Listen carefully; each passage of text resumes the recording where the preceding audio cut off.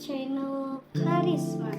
Nah, di sini aku masih melanjutkan episode atau part 2 di buku 60 detik langsung bisa. Dadah.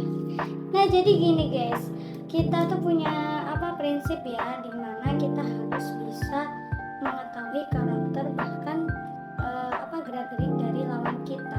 Apalagi sekarang minim banget dengan seseorang yang kata lainnya memintari, atau kita sebagai orang yang lemah dipintari. Nah, jadi gini guys, aku punya tip, dan di sini di buku karangan dari Yoga Pratama ini sangat membantu banget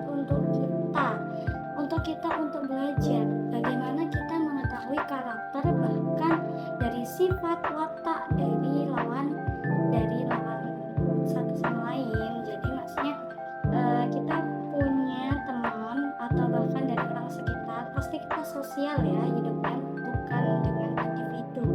Jadi bagaimana caranya kita mengetahui lawan kita atau bahkan orang lain dari sekitar kita, apakah dia itu dari sisi positif dan negatifnya baik-baik saja atau bahkan tidak baik-baik saja.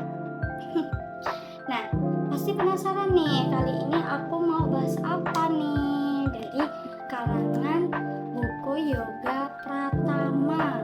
Pastinya pada penasaran ya, ikuti education aku selanjutnya. Nah, di sini aku pakai part atau episode. Jadi nggak semuanya buku di dalam sini aku jelasin untuk hari ini atau waktu ini ya. Jadi aku mainnya part-partan. Kalau kalian masih masih penasaran mengenai isi buku 60 detik langsung bisa, ikuti channel saya yaitu Karisma Channel. Nah, di sini aku mau membahas mengenai watak yang kita akan tahu dari orang lain. Sebenarnya tidak hanya dari entah itu pandangan atau bahkan dari gerak-gerik. Ternyata dari pola pakaian saja itu juga terlihat. Gila aja, emang boleh. Nah, jadi gini, di sini tuh Yoga Pratama menuliskan bahwa seseorang akan terlihat juga dari pakaian, tidak hanya dari perilaku, bahkan dari pola wajah gitu kan, kayak gerak-gerik wajah atau bahkan dari tatapan.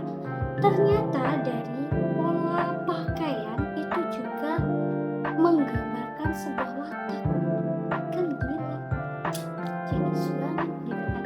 Cuman ini nggak 100% ya, katanya Yoga Pratama di di bukunya tertulis nggak 100%.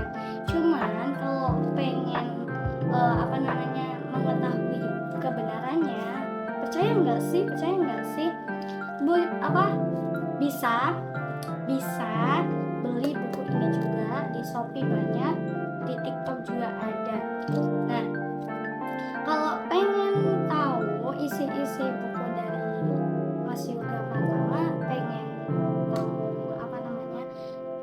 kejelasannya di channel saya yaitu Karisma Channel, lihat ya. Kita udah penasaran belum mengenai gimana pola pakaian bisa dibaca ya? Ikuti langkah selanjutnya.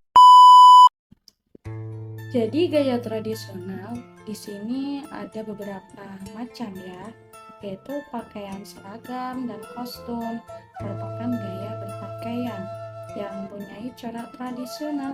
Apabila seseorang mengenakan pakaian dengan gaya tradisional seperti polisi, hansip, pegawai negeri sipil, guru, petugas pemadam kebakaran, bahkan karyawan, atau dengan seragam-seragam lainnya, semua cara berpakaian yang demikian dimaksudkan untuk memberikan nilai pribadi yang lebih tinggi kepada yang memakainya.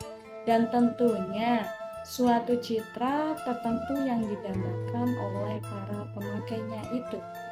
Ia adalah orang yang suka dengan kedudukan atau status sosial.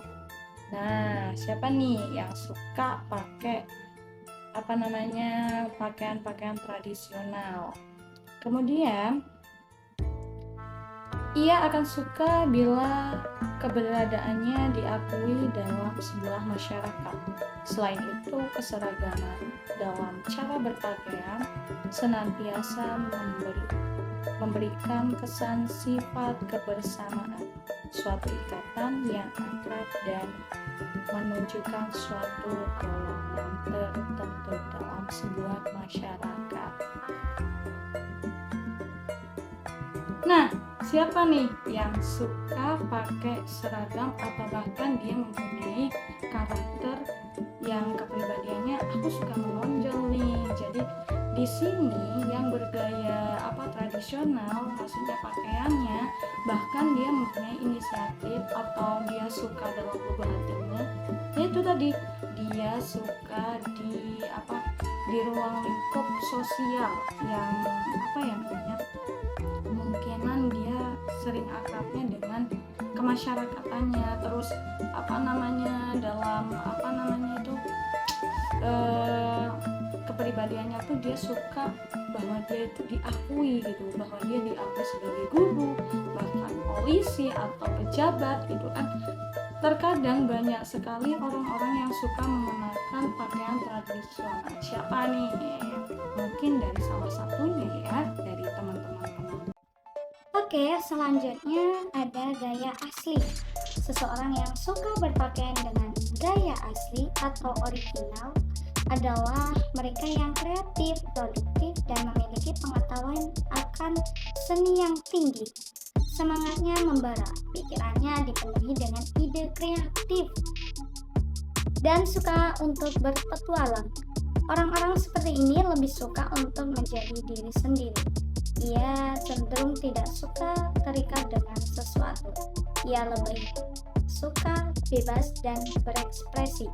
Seorang seniman, desainer, atau pelukis cenderung memilih gaya asli dalam berpakaian sebagai ungkapan ekspresi atas pikiran mereka secara sadar ataupun tidak sadar. Nah nih, siapa yang suka dari gaya berpakaian yang seperti ini nih?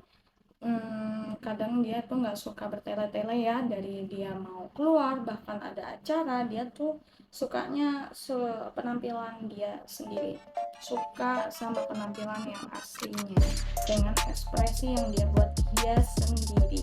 Jadi nggak ada perubahan titik-titiknya gitu kan.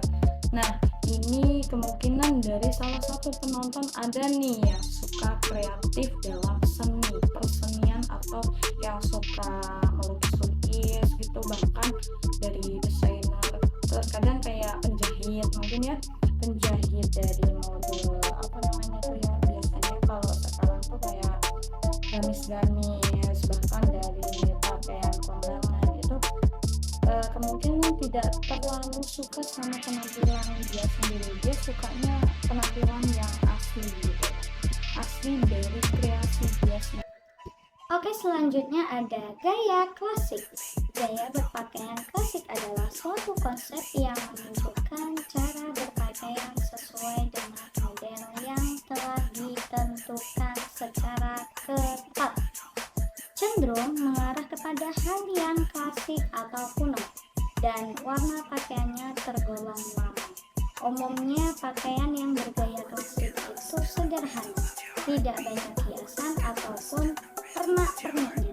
Cara berpakaian klasik memberikan kesan penampilan yang monoton atau stagnan, sehingga bisa memberikan kesan prestise yang dikehendaki dalam suatu kalangan masyarakat tertentu. Bila kita memilih gaya berpakaian yang satu ini, maka kita harus siap dengan peraturan-peraturan yang berlaku secara tidak langsung di dalam. Itu artinya orang yang memilih untuk berpakaian klasik biasanya orang yang mempunyai kepribadian penurut, tertib, dan taat terhadap peraturan. Contohnya, seorang anak sultan, maka ia akan cenderung memilih pakaian yang sederhana dan anggun. Ia akan menggunakan kebaya dan acara-acara resmi dan memakai pakaian yang rapi dalam keseharian. Tidak hanya itu, sikapnya pun harus selaras dengan pakaiannya, yakni santun dan lemah lembut. Contoh lainnya, seorang pendakwah atau dai akan cenderung memilih pakaian koko atau jubah. Dengan gaya berpakaian itu, ia ingin menunjukkan bahwa ia adalah orang yang taat dalam beragama. Konsekuensinya, ia juga harus bisa menjaga perilaku dan akhlaknya. Nah, itu dari gaya klasik. Gaya klasik itu gaya yang lama. Dia nggak suka yang banyak maknanya ya, kayak gaya-gaya zaman sekarang kan terkadang banyak corak-corak yang terlalu menonjol gitu kan. Nah, ini dia tuh mode polanya, dia sukanya yang sederhana aja. Dia terlihat sederhana, cuman juga rapih gitu kan. Terus dia menyikapi dalam dirinya itu sopan, rapi, mainnya tuh nggak acak-acakan. Itu termasuk orang-orang yang tadi ya, yang aku jelasin tadi, memenuhi seperti bangsawan, bahkan anak sultan, bahkan dari seorang dai atau bahkan pendakwah itu juga punya peluang. Jadi siapa nih teman-teman yang punya teman dai atau kerabatnya, mungkin coba dilihat ya, apa ya sih. Selanjutnya ada gaya modis. Gaya modis adalah gaya berpakaian yang mengikuti mode atau tren. Mode itu berseberangan dengan sesuatu yang sifatnya konservatif atau kolot, dalam cenderungan menuju ke arah suatu bentuk yang berbeda sama sekali dengan apa yang sudah ada. Mode itu berkembang karena adanya daya tarik ke arah suatu yang baru dan hasrat untuk mengalami perubahan yang baru. Senada dengan itu, orang yang suka tampil modis adalah mereka yang suka dengan perubahan. Biasanya orang yang suka berpakaian modis adalah mereka yang suka untuk diperhatikan dan cenderung mudah bosan. Nah, itu gaya yang terakhir, yaitu gaya modis. Saya aja termasuk ya gaya modis. Terkadang gini ya, kalau lihat yang beda gitu kan, pengen nyoba, terus hawanya tuh pengen beli gitu kan. Nah, ini itu cocok untuk anak-anak muda zaman sekarang. Emang kebanyakan ini mempunyai gaya modis yang suka dengan perubahan gitu kan.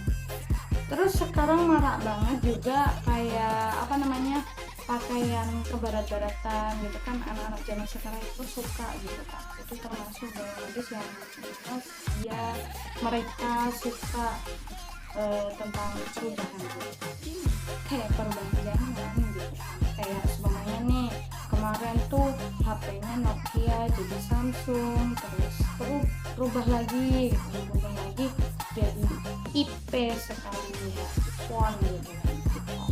iPhone itu udah termasuk incaran masyarakat dunia, maksudnya incaran dunia maya. Nah, itu teman-teman dari saya mengenai video kali ini, yaitu membahas 60 detik langsung bisa. Ini masih part 2 ya. Untuk part selanjutnya mungkin aku masih banyak sekali yang aku bahas mengenai pembahasan yang ditulis oleh Yoga Pratama. Nah, jangan lupa subscribe, like, dan komen. Terima kasih.